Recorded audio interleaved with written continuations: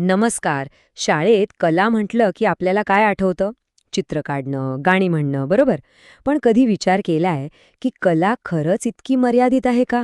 आज आपण एका खूप महत्वाच्या गोष्टीबद्दल बोलणार आहोत. सौंदर्यात्मक जाणीव. आणि ही जाणीव फक्त आर्टच्या क्लासपुरती नाहीये, तर ती प्रत्येक विद्यार्थ्याच्या संपूर्ण विकासासाठी खूप गरजेची आहे. चला तर मग हा विषय जरा खोलात जाऊन समजून घेऊया. सुरुवात एका अगदी सोप्या पण खूप खोलवर विचार करायला लावणाऱ्या प्रश्नानं करूया. सौंदर्य म्हणजे नक्की काय? ते फक्त मोठमोठ्या आर्ट गॅलरीतच सापडतं का? हा प्रश्न आपल्याला स्वतःच्या सौंदर्य आणि कलात्मकतेबद्दलच्या कल्पनांना आव्हान द्यायला लावतो. खरी सौंदर्यात्मक जाणीव म्हणजे काय? तर ती फक्त प्रसिद्ध कलाकृतींचं कौतुक करण्यापुरती मर्यादित नाहीये. ती तर आपल्या आजूबाजूला अगदी रोजच्या वापरातल्या वस्तूंमध्ये लपलेली आहे. जरा विचार करा, एखाद्या बिल्डिंगचं डिझाईन, फुलांची सुंदर मांडणी किंवा अगदी आपल्या हातातला मोबाईल फोन. या सगळ्यामागे एक कलात्मक विचार असतो, एक सौंदर्य दृष्टी असते. आता ही जाणीव मुलांमध्ये विकसित करायची असेल तर सगळ्यात आधी आपल्याला कलेकडे बघण्याचा आपला दृष्टिकोनच बदलावा लागेल. म्हणजे कलेला केवळ एक विषय म्हणून नाही, तर एक अनुभव म्हणून बघायला हवं. हा एक छोटासा बदल शिक्षण पद्धतीत खूप मोठे आणि सकारात्मक बदल घडवून आणू शकतो. थोर विचारवंत रवींद्रनाथ टागोर यांनी कलेचं सार किती सुंदर शब्दांत मांडलंय बघा. ते म्हणतात, कला ही माणसाच्या आतून येणाऱ्या व्यक्त होण्याच्या ऊर्जेतून जन्माला येते. म्हणजे जेव्हा एखादा विद्यार्थी चित्र काढतो किंवा कविता लिहितो, तेव्हा तो फक्त काहीतरी करत नसतो, तर तो स्वतःच्या अस्तित्वाचाच एक भाग जगासमोर मांडत असतो. आणि खरा बदल इथेच घडतो. जेव्हा आपण विद्यार्थ्यांना स्वतःला व्यक्त करण्यासाठी प्रोत्साहन देतो, तेव्हा आपण फक्त त्यांची कलात्मक कौशल्य नाही वाढवत, तर त्यांच्या मनात सहानुभूती आणि जगाला अधिक खोलवर समजून घेण्याची दृष्टी निर्माण करतो.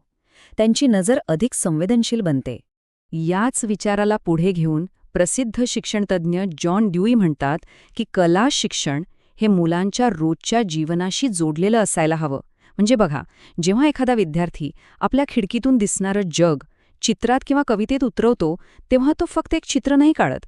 तो स्वतःच्या अनुभवांना एक नवीन अर्थ देत असतो. ठीक आहे, हे सगळं ऐकायला छान वाटतं, पण वर्गामध्ये हे प्रत्यक्षात कसं दिसतं? चला, शिकवण्याच्या दोन वेगवेगळ्या पद्धतींची तुलना करून बघूया. म्हणजे कलेचा अनुभव देणं किती महत्वाचं आहे हे आपल्या लक्षात येईल. आता हा फरक बघा किती मोठा आहे. मिसेस ए यांच्या वर्गात काय होतंय? मुलं फक्त गोष्ट मोठ्याने वाचतायत, म्हणजे एक प्रकारे निष्क्रियपणे फक्त ऐकतायत. पण दुसरीकडे मिसेस एम यांच्या वर्गात तर सगळं चित्रच वेगळं आहे. तिथे मुलं गट करून गोष्टीचं नाटक बसवतायत, त्यासाठी स्वतः बॅकड्रॉप बनवतायत, संगीत तयार करतायत आणि एवढंच नाही तर गोष्टीला स्वतःचा एक नवीन शेवटही देतायत. म्हणजे बघा, एकीकडे फक्त माहिती घेतली जातीये, तर दुसरीकडे मुलं स्वतः काहीतरी निर्माण करतायत, अनुभव घेतायत. हेच आहे खरं शिक्षण. आणि अशा अनुभवावर आधारित शिक्षणाचा परिणाम फक्त कलेच्या तासापुरता मर्यादित राहत नाही, तो खूप खोलवर जातो. तो विद्यार्थ्यांच्या आत दडलेल्या अशा गुणांना बाहेर काढतो ज्यांची त्यांना स्वतःलाही कल्पना नसते. इथे मानसशास्त्रज्ञ हॉवर्ड गार्डनर यांचा सिद्धांत खूप महत्वाचा ठरतो. ते काय सांगतात की बुद्धिमत्ता म्हणजे फक्त पाठांतर किंवा गणित सोडवणं नाही, हुशार असण्याचे अनेक प्रकार आहेत आणि प्रत्येक मुलामध्ये कोणती ना कोणती तरी वेगळी बुद्धिमत्ता लपलेली असते. गार्डनर या शोधाच्या क्षणाला एक खूप सुंदर नाव देतात, स्फटिकीकरण अनुभव.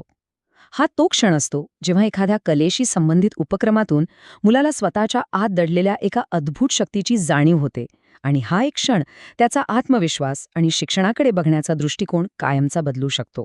म्हणूनच सौंदर्यात्मक शिक्षणाचा अंतिम ध्येय हे व्यावसायिक कलाकार घडवणं अजिबात नाही. खरं ध्येय आहे प्रत्येक मुलाला स्वतःच्या आत दडलेल्या क्षमता ओळखण्याची संधी देणं, त्यांना स्वतःला शोधण्याचा मार्ग दाखवणं. तर मग ही इतकी महत्वाची जाणीव विद्यार्थ्यांमध्ये रुजवण्यासाठी आपण प्रत्यक्षात काय करू शकतो? चला, काही ठोस आणि कृतिशील मार्ग पाहूया. ही सगळी प्रक्रिया आपण या 4 सोप्या पायऱ्यांमध्ये मांडू शकतो. पहिली पायरी, मुलांना अनुभव द्या. दुसरी, त्यांच्या अभिव्यक्तीला प्रोत्साहन द्या.